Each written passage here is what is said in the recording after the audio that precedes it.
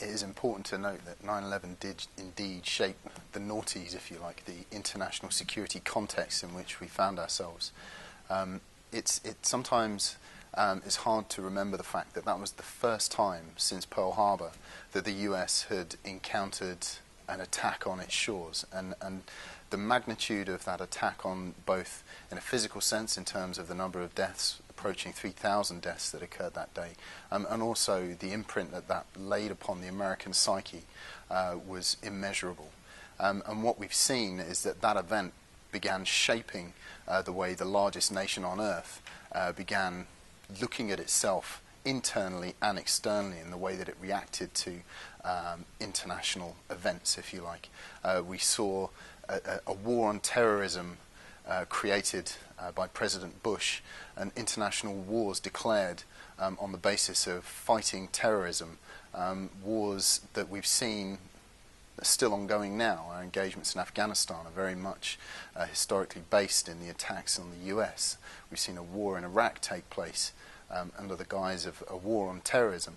So you've seen international wars declared, you've seen the changing nature of the way that countries govern themselves internally and externally during that time as well. You've generally seen terrorism issues come to the fore of international security debates, whereas in the 1990s we were more concerned with, if you like, peacekeeping, discussions around the way that America could act as the global policeman, if you like. It was very, very different in the noughties. Terrorism became the kind of primary area of concern and debate during that time. How successful have we been in general in combating terrorism globally? I think to a degree we'd have to question the logic of the Iraqi engagement. Personally, in terms of progressing our battle against terrorism, it's difficult to see where the direct linkages came. And indeed, we've had to battle within this country the fact that that's been used as a strong radicalization message with which to create more terrorist cells within this country. So it's been, if you like, almost it's increased, if you like, in occurrences of terrorism, or at least radicalization within this country. 1990s, the late 1990s, early 2000s, there was certainly an issue in the UK of radical Muslim preachers entering the UK, presenting quite a radical set of principles here, and then moving on, if you will. But and if you look, that we were quite, if you like, lenient, I think, in terms of looking at the way people express themselves.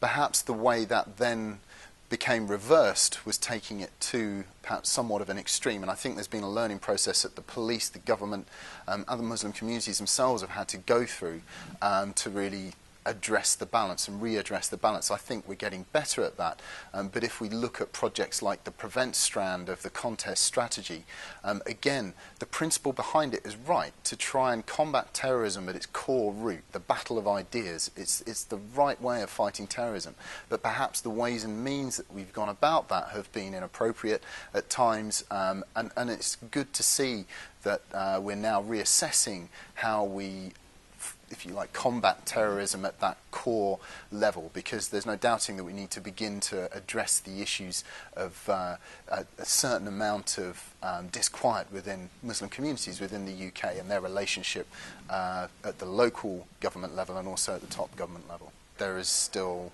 a threat posed by terrorism, be it from individuals born and bred within the UK. There is still a threat posed from those groupings. There is still an international threat from terrorism.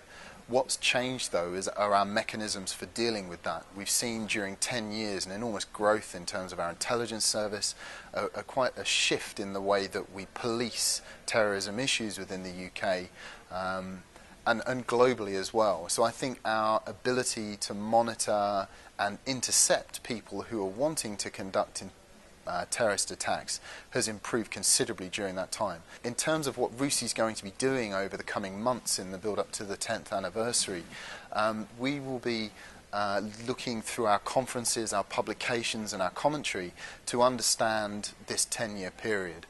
How much have we really grappled with the issue of terrorism? How much have we improved our position in combating not only al-qaeda but other terrorist groupings, trying to understand how the threat has changed, morphed, and what it will look like in the future, and trying to really grapple with that future question.